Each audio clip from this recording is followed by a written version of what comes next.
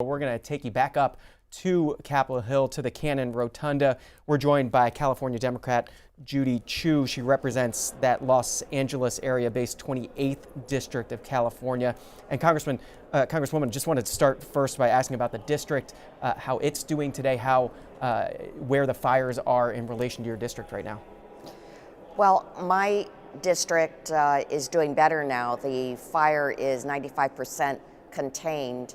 However, the number of homes burned, number in the thousands. In fact, there are 9,500 structures that have been destroyed and burned, and 17 people are dead. Finally, the evacuation orders have been lifted, so people are going back to their homes, but that they are discovering that they are burned to the ground, and even if they have a home standing, that it's full of smoke and ash.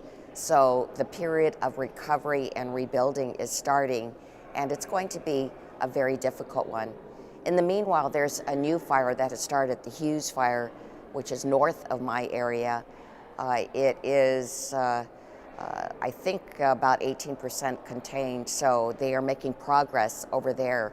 But people really have to obey the evacuation orders and make sure that they and their families are safe. You mentioned the evacuation orders, a release from your office yesterday saying that you're demanding an independent investigation into the deadly evacuation order delays during the start of the Eaton fire. Explain. I'm very, very concerned because the evacuation orders did not reach western Altadena for many hours. And as a result, there were those that did not leave right away. And actually, all 17 of the deaths that occurred were in that area. So I want to know what happened, who's behind this, why were those evacuation orders delayed. It's a tremendous tragedy, and we cannot have this happen again. Delayed by how long? What do you know about the delays? It was several hours. Remember that most of the people evacuated within that first day, and the fire started on a Tuesday night at 6:30 p.m. Most people then were ordered to evacuate that Wednesday. They woke up to this fire that was coming towards our home, and we're talking about several hours where they could have been evacuated and had their lives saved. What does recovery look like in your district? What do your constituents need from Congress right now? Well, right now there is hazardous removal by Cal EPA. They are making progress. The next step will be debris removal. It'll be a big job. And then there will be the process of rebuilding, of getting insurance companies to be able to assess the damage and then provide funds for that. But it will not be enough. And the job is enormous. There have been estimates as high as $250 billion as far as the damage to both Palisades and the Eaton area. So we definitely need disaster aid. We need disaster aid without conditions, which has been the case for every disaster aid package in our nation's history. These wildfires don't have any political affiliation. They don't have any political party. And when Americans are in their most desperate time, when they are in great need of help, we need to be able to help them. And this will be a very, very important time for us to give that aid so that they can recover and that the economy can return to what it was before. On disaster aid, President Trump was asked about disaster aid by Sean Hannity in that Fox News interview. It took place up on Capitol Hill. This is about 30 seconds from yesterday. I don't think we should give California anything until they let water flow down into their... It's from the north to the south. This is a political thing. I don't know what it is. You know, they talk about the Delta smelt. It's a little tiny fish like this. They say it's an endangered species. Well, how is it endangered? No wonder it's endangered. It's not getting any water.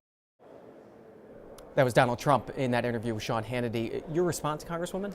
Well, it is based on tremendous misinformation.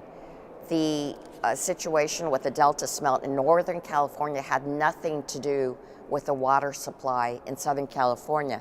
In fact, we had enough water in both the Palisades fire and we had enough water in the Altadena fire. What we did have were 100-mile-per-hour winds, and then fires where the embers were spread across a span of 2 or 3 miles. The embers landed on these homes, and that's what made the fire spread so fast. So water was not the issue. Do you have a sense yet of who President Trump is going to meet with or where he's going when he goes to the Los Angeles area this week? We've asked many, and we can't get an answer. In fact, I would drop everything and accompany him. We've made inquiries as to whether that's possible, but we haven't gotten any answer from anybody yet. What would you tell him if you did accompany him? I would tell him that we have helped everybody who has been a victim of a horrendous disaster in this country. In fact, it was just 4 weeks ago when I voted on the disaster aid for Hurricane Helene, which helped the people of the Tennessees, Carolina, and Georgia.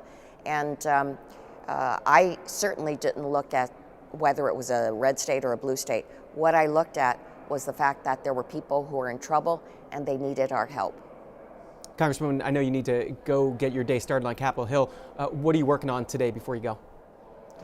Today, there is the Fix Our Forests bill that will be on the floor, and I do plan to support it because it has some measures that will help in wildfire recovery. There's also the Born Alive bill that will be on the floor. This is something I plan to oppose vociferously. Infanticide, that is when a child is born and somebody kills that baby, that already exists in law. And what this does is spread misinformation about abortion, which is something that has been a right in this country, had been a right before the Supreme Court decision for 50 years. Women should have the ability to make decisions about their own body, and that is something that I will fight for. Congresswoman Judy Chu, Democrat of California. It's the 28th district, that Los Angeles area district. Thanks so much for telling us about it, and good luck to you and your constituents. Thank you.